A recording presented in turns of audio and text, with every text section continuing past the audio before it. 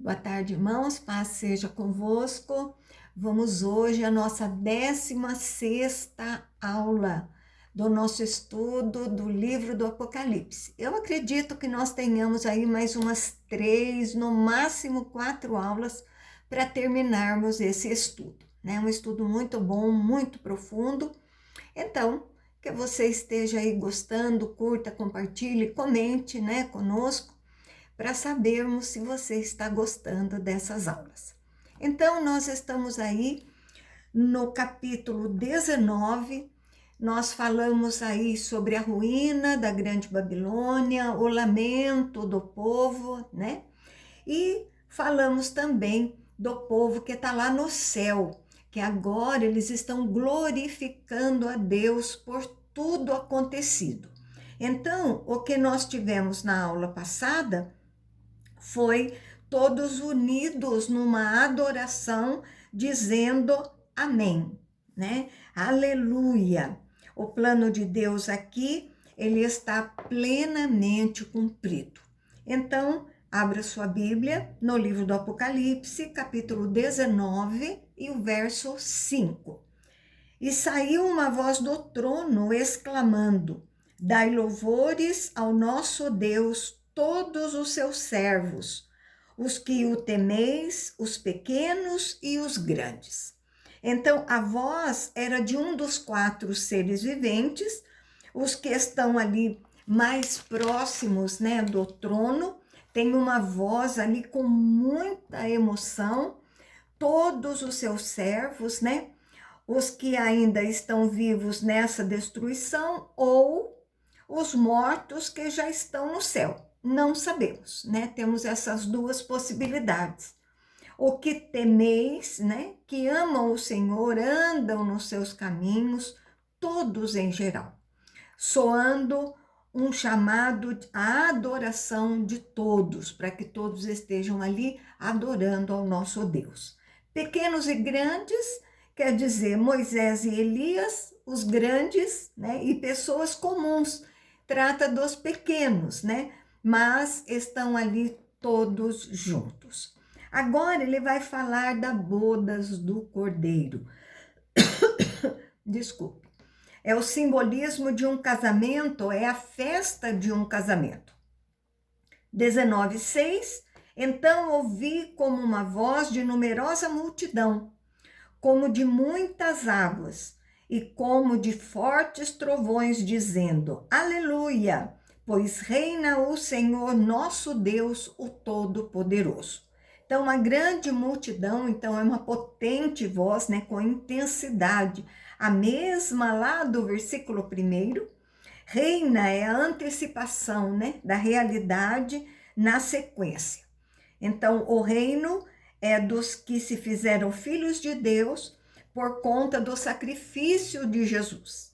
O que realiza suas promessas, o rei, destruindo todos os seus inimigos, com o seu retorno e implantando o seu reino decretado de uma forma plena. Então, é aqui as promessas sendo todas realizadas. Verso 7, alegremo-nos, exultemos e demos-lhe a glória, porque são chegadas as bodas do Cordeiro, cuja esposa a si mesmo já se ataviou. Então, muita alegria transbordando ali, dando glória ao Salvador, é a hora do casamento. Os que participarão terão toda essa alegria. O Cordeiro Jesus quer ser lembrado pelo sacrifício que ele realizou pela sua noiva, a igreja, que é prometida, e agora chegou a grande festa. Olha que coisa linda. A esposa, a noiva, na cultura judaica já eram considerados a mesma coisa, a noiva e a esposa. O casamento tinha fases, né? Primeiro, a decisão de que os jovens iam se casar. Então, ficavam noivos e já era considerado um casamento, mas não na sua plenitude, porque haveria ainda um período em que o menino traria um dote para o pai da noiva. Haveria uma preparação deles para o casamento. Não moravam juntos ainda.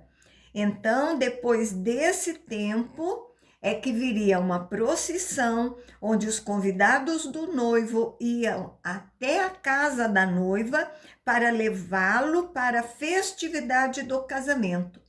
E a última fase, onde eles se uniam em uma só carne, vivendo juntos como marido e mulher, podendo gozar de uma vida sexual e totalmente plena.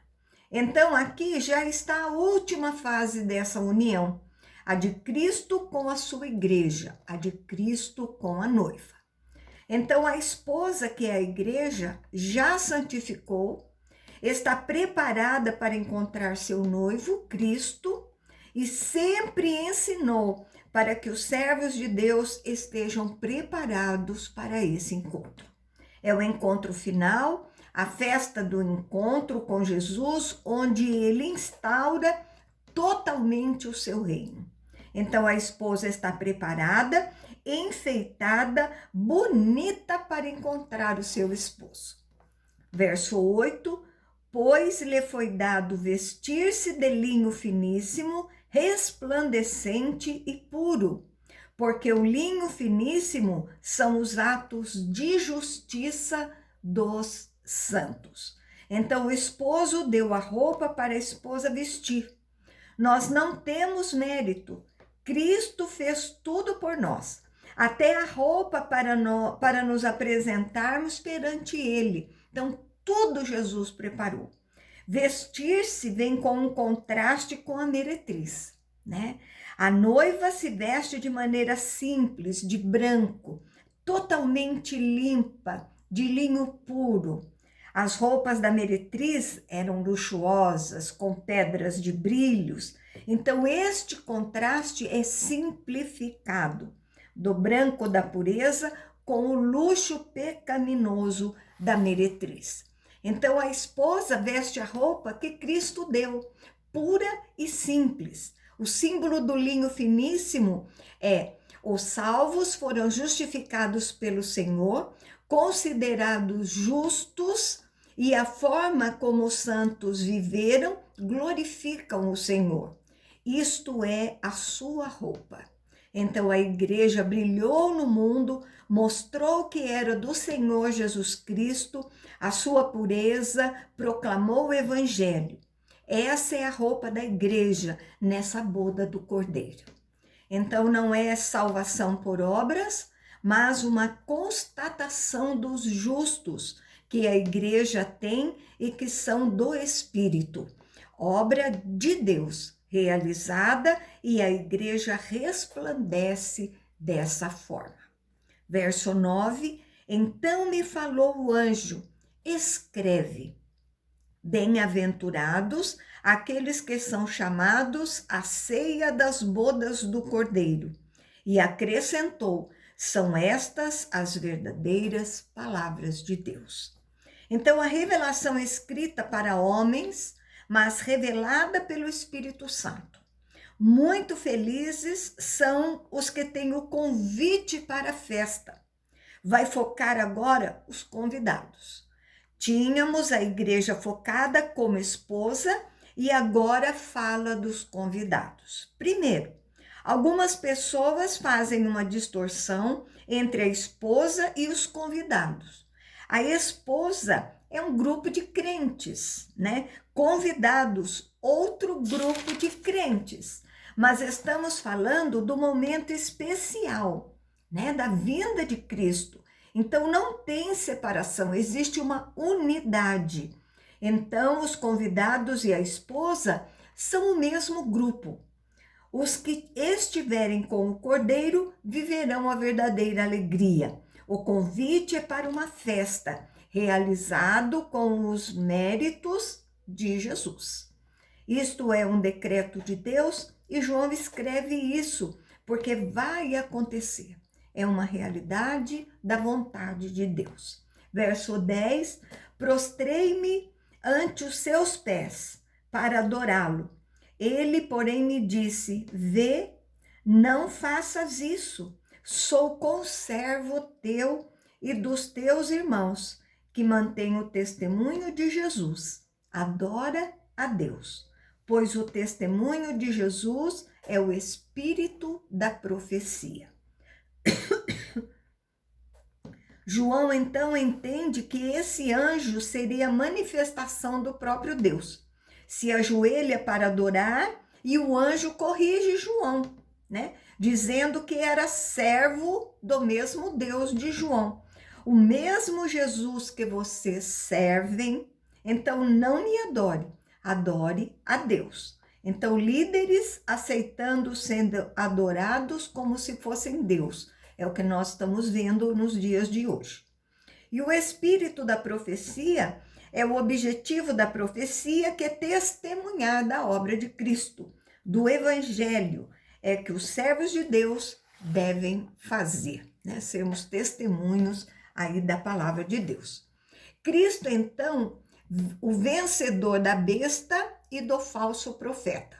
Então, continuando no cenário de festa, de vitória, João passa a narrar uma ocasião, agora a vinda de Jesus Cristo. No verso 11, vi o céu aberto, e eis um cavalo branco, o seu cavaleiro se chama Fiel e Verdadeiro, e julga e peleja com justiça. Então, algo vem agora do céu para a terra. O cavalo branco nós vimos lá em Apocalipse 6:2, né? Relacionado com Jesus. Não existe dúvida, pois o cavaleiro é fiel e verdadeiro. Então, são características de Jesus. Branco simboliza pureza e verdade. Apocalipse 3:14. O Deus que se pode confiar e cumpre as suas promessas. Esse é o foco aqui. Então, nós temos agora um cavalo branco que vem com um cavaleiro e a sua vinda é para julgar. O contraste que Cristo, que entrou em Jerusalém para ser crucificado, agora vem montado, né? Lá quando ele foi crucificado em Jerusalém, ele entra num jumentinho humilde para morrer na cruz. Agora, Cristo, que agora do céu aberto vem, num cavalo branco, fiel e verdadeiro, são seus nomes, e vem para julgar e pelejar. Agora é uma batalha. Agora é a hora de realizar toda a promessa da instalação do seu reino e destruição do reino de Satanás. E faz isso com justiça. E a batalha contra o mal, o julgamento justo contra os ímpios. Então, lembra daquele povo? Viu tudo aquilo acontecendo, né? Todo o juízo de Deus ali colocado. Viram tantas coisas, passaram tantas coisas, mas não se arrependeram. Correram de medo, tentaram se esconder, mas não se voltaram para Deus. Então, agora esses vão ser julgados. Verso 12, os seus olhos são chamas de fogo, e na sua cabeça há muitos diademas. Tem um nome escrito que ninguém conhece, senão ele mesmo. Então, ele consegue ver todas as coisas com clareza, julgar, porque nada fica oculto aos olhos daquele que vem para julgar. Então, diademas são coroas, né? Ele é o rei dos reis, todos os reinos são dele. Esse nome escrito significa muitos mistérios do reino de Deus, né? O seu ser, e não podem ser compreendidos por essa natureza e a mente limitada que nós temos. Verso 13, está vestido com um manto tinto de sangue, e o seu nome se chama o Verbo de Deus. Então, veste uma roupa, uma capa, né? Sangue é dos inimigos espirrados, e o Verbo de Deus é a expressão da ação e ideias, né? Movimento. Cristo é o cumprimento da vontade do Senhor. Jesus estava na criação e através dele tudo se fez. A descrição desse guerreiro vindo realizar o próprio juízo de Deus.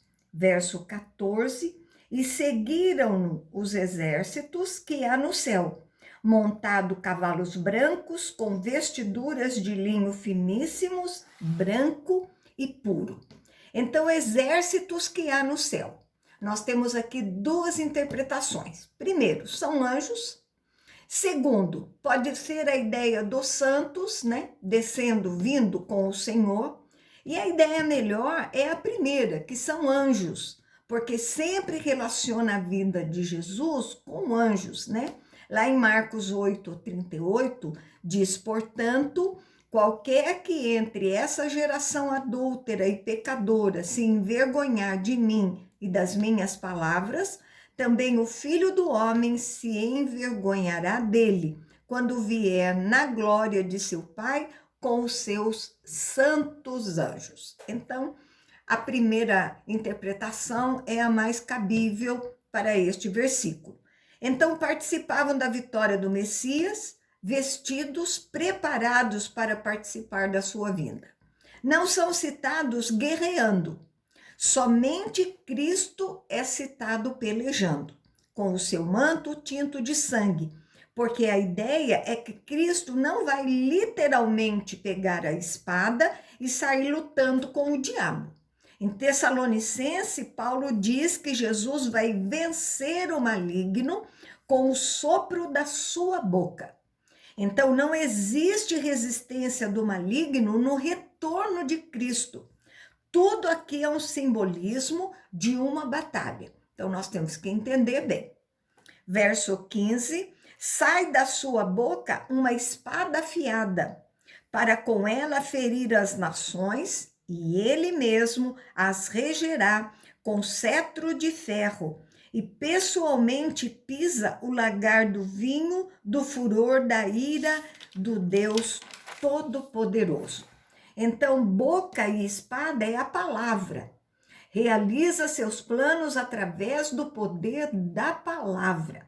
Isaías 11:4 diz, mas julgará com justiça aos pobres e repreenderá com equidade aos mansos da terra e ferirá a terra com a vara da sua boca e com o sopro dos seus lábios matará aos ímpios. Então, a palavra de Cristo é suficiente para executar o juízo de Deus. Então, vai vencer o inimigo.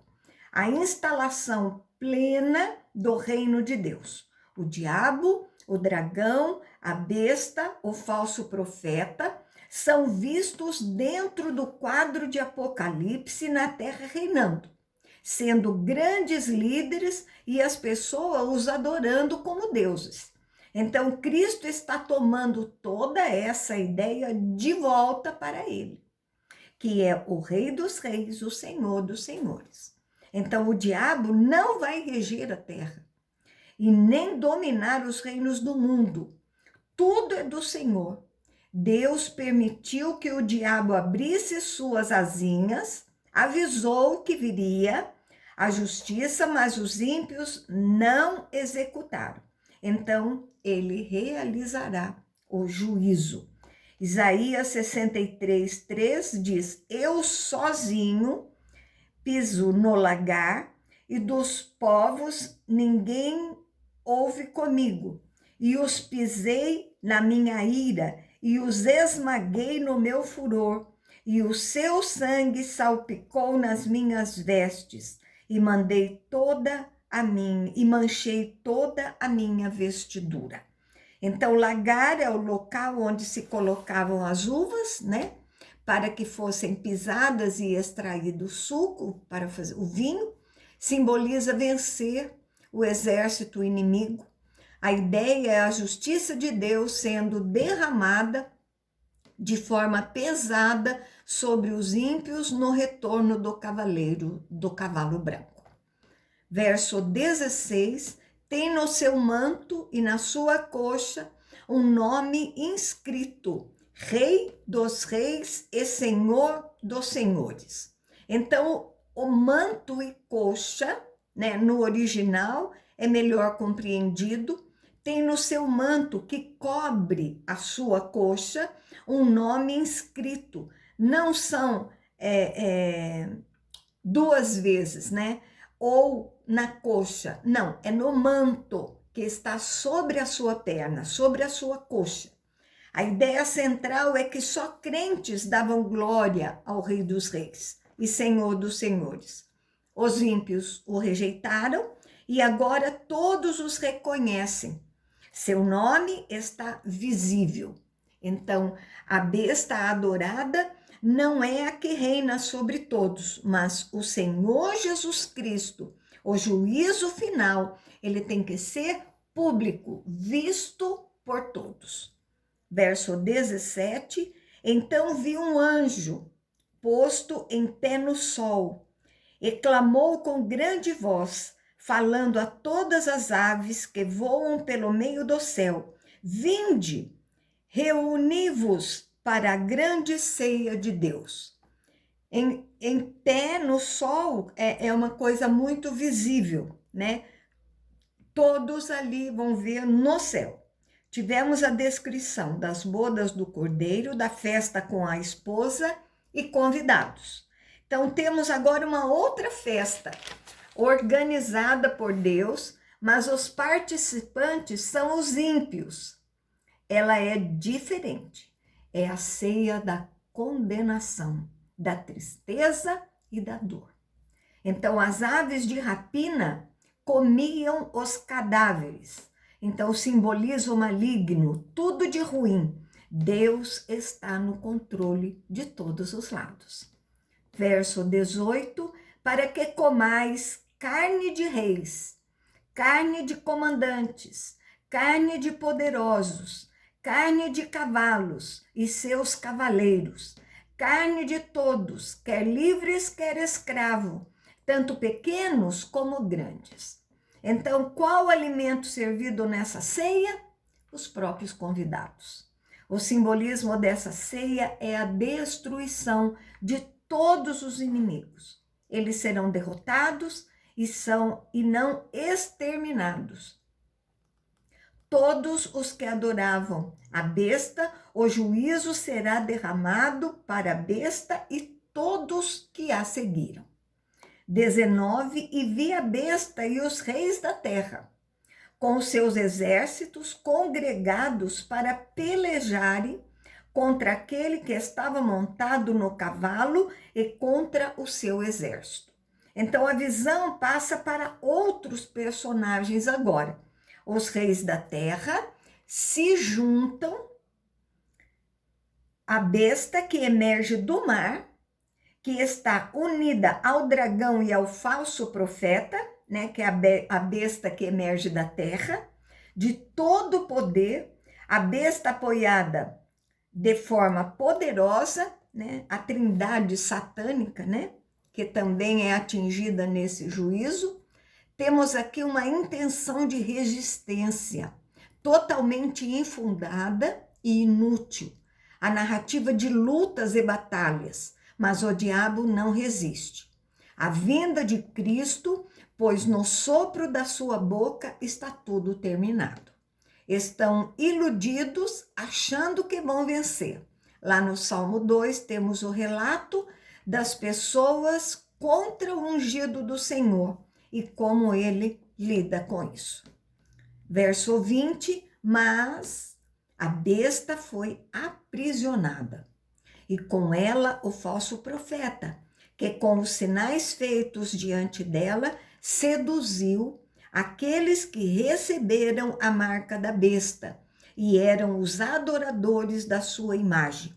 Os dois foram lançados vivos dentro do lago de fogo que arde com enxofre. Então, os ímpios que rejeitaram totalmente a Deus, termina a sua ação aqui. Foi aprisionada. Deus interrompe suas ações e todos os inimigos são derrotados. Então, no lago de fogo é a figura do inferno. Deus realiza seu juízo com a prisão plena de tudo relacionado ao diabo, com todos os seus adoradores, lugar de condenação eterna e vivos. Não existe um aniquilacionismo, morte plena, mas uma condenação que será vivida por toda a eternidade. Verso 21.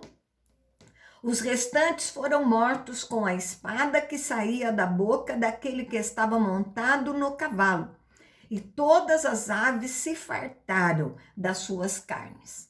Então, o decreto de Deus de que tudo está consumado, os inimigos estão derrotados, mortos, é a finalização dos reinos da terra, o espírito deles irão para o juízo final. A ceia, eles foram derrotados com cadáveres expostos, que era uma desonra. A ceia dos ímpios passam pelo maior sofrimento e derrota das suas vidas. Então, não temos mais detalhes dessa batalha. João fecha com a vitória do Senhor Jesus e a derrota dos ímpios. Citações rápidas, sem detalhes, e a realidade é a vitória do Cordeiro. Próxima aula, nós vamos falar sobre o milênio, né, um assunto muito polêmico, onde teremos aí 3 interpretações, vão influenciar, né, no entendimento de todo esse capítulo 19 que nós estudamos, e dependendo da forma como vemos o milênio, o capítulo 19 vai ter aí uma interpretação diferente. Se você enxergar o milênio como um reino literal na terra, com Jesus Cristo, ou seja, essa vinda do capítulo 19, uma vinda onde Cristo vai instaurar um reino milenar com os homens na terra. E se essa for a sua visão do milênio, o capítulo 19 não é bem a segunda vinda de Cristo, a última. Por quê? Porque depois nós vamos ter ainda Satanás sendo preso, Satanás sendo solto e uma rebelião, e aí o juízo final. Então, agora, se você enxerga o milênio como algo simbólico, o que ele representa o tempo de lá, quando Jesus Cristo nasceu e morreu até a sua segunda vinda, aí você começa a enxergar o capítulo 19 como sendo, de fato, a narrativa da segunda vinda de Cristo. Claro que depois João vai trazer mais detalhes dos ciclos, ele abre e fecha ciclos. Amém? Vamos encerrar por aqui. Espero que você tenha gostado. Esta aula é muito interessante. E até a próxima aula, então, se Deus assim permitir. Tenha uma excelente tarde e um beijo grande no seu coração.